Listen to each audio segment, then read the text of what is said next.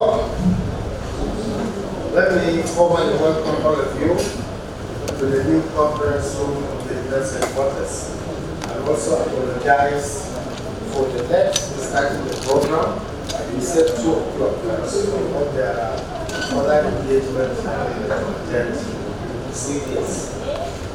Gentlemen of the press, as you may recall, 2 weeks ago we issued a press statement in respect of Seaman Abbas Haruna, when his wife went to settle media station to make all sorts of allegations and unverifiable statements. Based on that, the Chief of Defense Staff gave the directive that matter should be well investigated. And at the end of the investigation, we promise to get back to you so that Nigerians will know exactly what was there. So based on this, it will be recalled that some media organizations, including the social media space, were recently bombarded with unsubstantial stories regarding the case of ex-Seaman Abbas Haruna with Bloomberg M5759. Also, some unfortunate allegations have been made on the Defense Headquarters on the case involving the X-rating without finding out the facts of the matter from the appropriate quarters.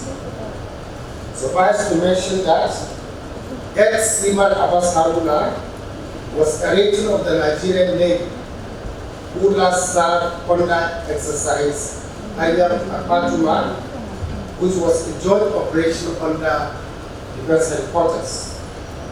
I am here therefore to present the actual facts of the matter relating to the case of the ex-Seaman to the members of the press.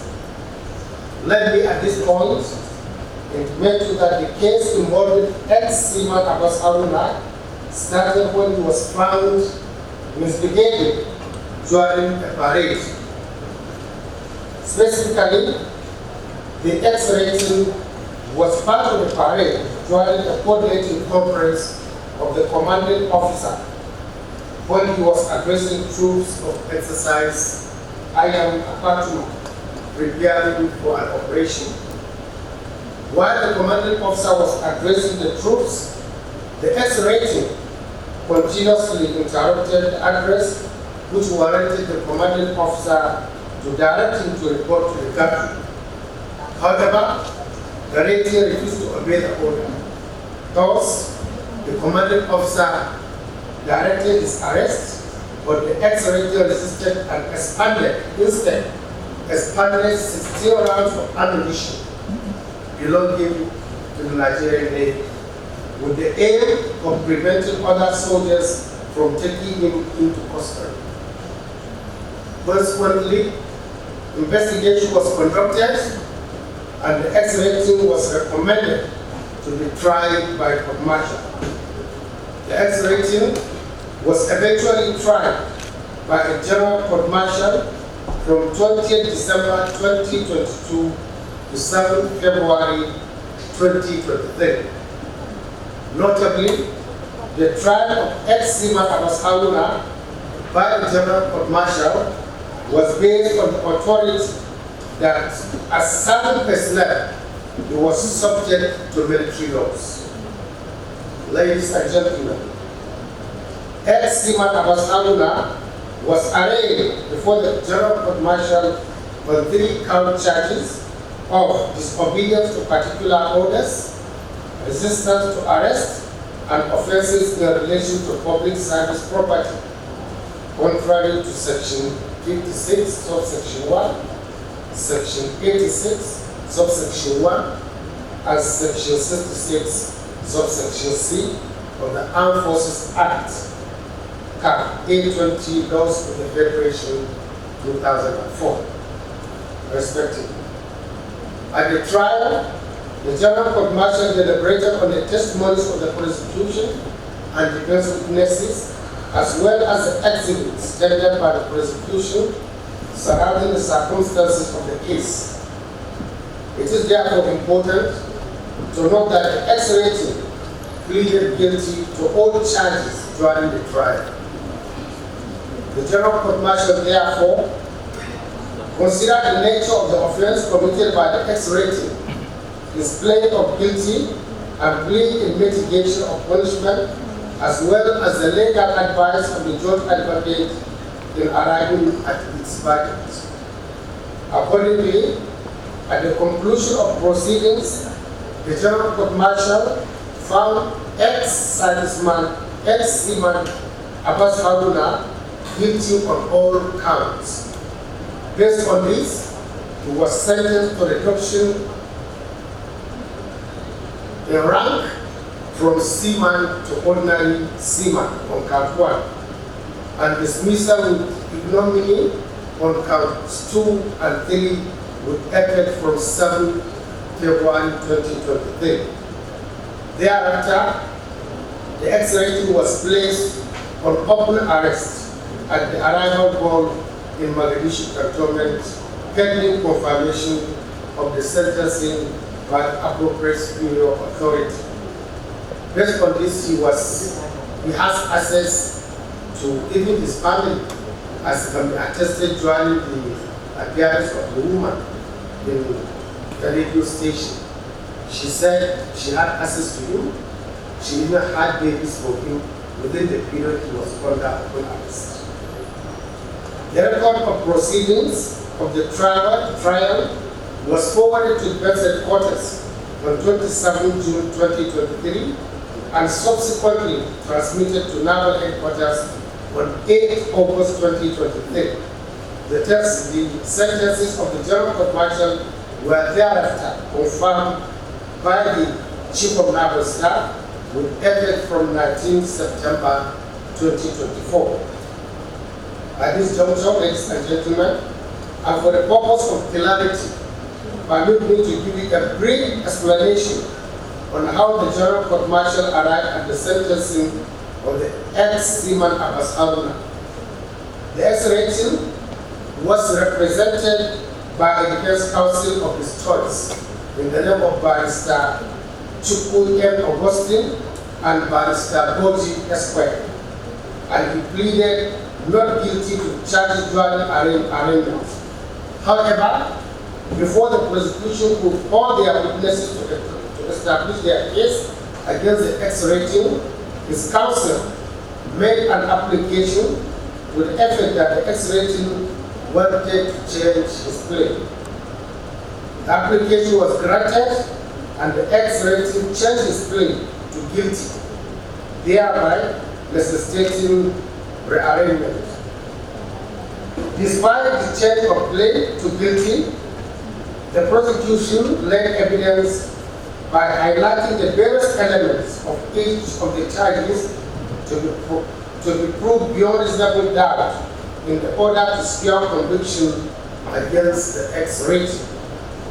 At the end of the proceedings, the General Court Martial found the ex-rating guilty on the 3 counts. The common element which affects the jurisdiction of the General Court Martial, which must be proved in this part, is the ex-rating was subject to service law at the time of the alleged offenses. This was established by the prosecution and admitted by the ex-rating. The other ingredient which the prosecution was required to prove this to secure conviction and respect of the ex-rating were that he disobeyed a lawful authority, resisted arrest, and willful damage to service property. Those ingredients were sufficiently established before the court and were neither challenged by the ex-rating nor his lawyers. It is pertinent to note that from the totality of evidence presented by the prosecution, the General Court Martial held that the ingredients required to substantiate the offenses were proved beyond reasonable doubt. Importantly, a perusal of the report of the prosecution confirmed that the accused Rating disobeyed the order of his commanding officer and resisted arrest by firing his rifle to the extent that he expended 16 rounds of ammunition, which could have resulted in the death of any of his colleagues around there. The action of the ex-Rating was in no doubt an act of gross indiscipline, capable of taking the lives of his colleagues. It is therefore evident that the ex-Rating cannot be trusted with a rifle or any weapon belonging to the armed forces of Nigeria. This is because soldiers, Ratings, and aircraftmen are trained for the purpose of weapon handling to apply self judiciously and diligently when called upon for the protection of the sovereignty of the Federal Republic of Nigeria and not extraneous uses which could endanger others. Personally, it is opined that the ex-Rating ought to have also been charged for attempted murder of everyone that was in the vicinity when he fired the shots. Notwithstanding, he was appropriately charged, tried, found guilty, and sentenced on 3 count charges presented before the General Court Martial. Furthermore, the conferring authority rightly confirmed the findings and sentencing in line with the Armed Forces Act. Distinguished ladies and gentlemen, at this point I have that Seaman Abbas has mental health issue, and for him to have been court-martialed by the military shows that that is a nullity according to the position of the country. Even though if you are under the influence of alcohol, you are not to be held until the alcohol goes down. So we would like to know whether the military did a test to show that he was medically fit to undergo the trial he was subjected to. And secondly, sir, following the military justice system has been under fire of late. We have just one issue that has not gone down, and with this that's happening now. Are you going to allow us to check through your books through the application of the CTC, to apply for the CTC of this judgment to know whether or not he was fairly tried? Because this is an issue that has generated international attention. Will you allow us to apply to get the CTC of the judgment? And the last one was that they were trying to disarm him, and they said according to the rules of the military, no officer can disarm a military personnel. So we want to know, is this the position of the law? Can a military personnel be disarmed in the recess of it? Thank you very much, sir. Okay, correct. You can disarm that person.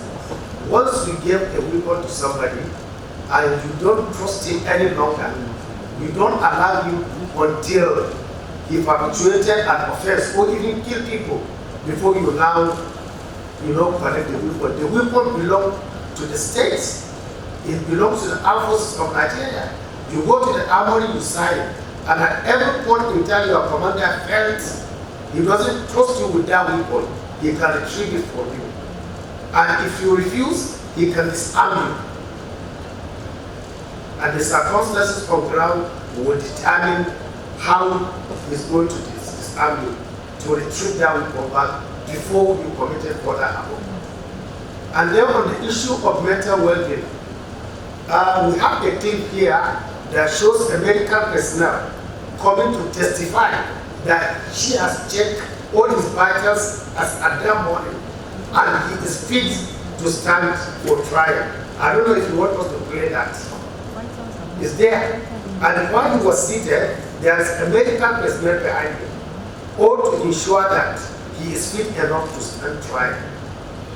And again, we have medical certificates from Federal Medical Center, Jalingo, where they certify that he is fit to stand trial. He has been going in and out of hospital, but all the hospitals he attended, shows that he is mentally fit to stand trial. In fact, it is because of his, in and out of hospital, that's why the first court martial was dissolved, to give him enough time so that he can go and seek for medical attention. But all reports came back saying he is physically and mentally ready to stand trial. Hence, the reason why the second court martial was constituted and he appeared before the second court martial, which eventually convicted him. Then on there was no concern. He would have mentioned that here, but there was nothing to suggest that he was not treated fairly. He was treated fairly. And maybe because of that, he even decided to accept, his, to accept what he has done and to plead for a lighter punishment. Ordinarily, he will have been charged for attempted murder. Because the 16 rounds he expanded means killing 16 people around him. No commander would accept that. He was lucky they didn't shoot him at sight immediately. Because when somebody gets rolling with weapon, with a lot of people around, what do? You ask him to hand over his weapon, he refused. You ask him to go to that room, he said he's not going. What do? You have to secure the people around you. And you don't allow him to also continue going for operation because he can be, very dangerous. He can go and kill innocent souls. So we have to take every measure to ensure that our personnel don't involve in anything that will threaten the security or lives of others. Is there any question I didn't touch? The first one, that the day of the incident, yes, we are saying that the military take, after he was contained, yes, because there was a viral clip which showed, I don't know if you saw it, a viral clip a few weeks ago, which showed that particular incident. After he was contained by military authorities, was there any investigation to find out if at that point in time, considering the fact that this kind of situation is very rare, was there any investigation to find out if he was actually under the influence at that point in time of either alcohol? There was a board of inquiry. Immediately the unit, commissioned a board of inquiry, and the board of inquiry suggests that he's not under any influence of any drug abuse or anything. He just decided to behave the way he did. Yes. Any benefits to the family? He has been drawing his salary up to the time he was dismissed. In fact, up to December last year, we have the pay slips. We can show them to you. Yes. Yes, sir. My name is Lucky, sir. We work with Channels Television. Yeah. This took place in what's the name of the town? But Sarti Barua, while they were preparing for Operation Iron Apartment, catchers, as we used to call in English. They were beeping up for that operation, and that was the time when that happened. And immediately the board of inquiry finished the investigation, a report was forwarded to the defense headquarters because that operation is a defense headquarters led operation. So he's under the defense headquarters. So the report was forwarded and he was charged to court-martial. You know the process of setting up court-martial, the administration of military justice takes process. So based on that, the court-martial was constituted in 2022 that tried him. Remember, there was a first one, but because he was always in and out of hospital, that he was sick, and he was at one time in 44 Armed Forces Reference Hospital, and then later they all certified him fit to stand in for trial. So I think at the point in time when he discovered he himself is wasting time, he decided to plead to all the charges against him, and based on that, he was tried by the second court martial and he was was sentenced to be dismissed from the Nigerian Navy. And of course, the getting clearance by the final authority, the fact that Court Martial has dismissed him does not mean he will just walk away. We have a process and procedures for getting confirmation of such sentence, and as a naval personnel, his sentencing authority is his service chief, in this case, the chief of the naval staff. So we got his final approval for his exit from the Navy, sometimes I think exactly about 19th of last month. But throughout that period, he was under open arrest. As soon as Court Martial pronounced the verdict, he was kept under open arrest, and he has access to his family, has access to facilities within the Mogadishu cantonment. Yes.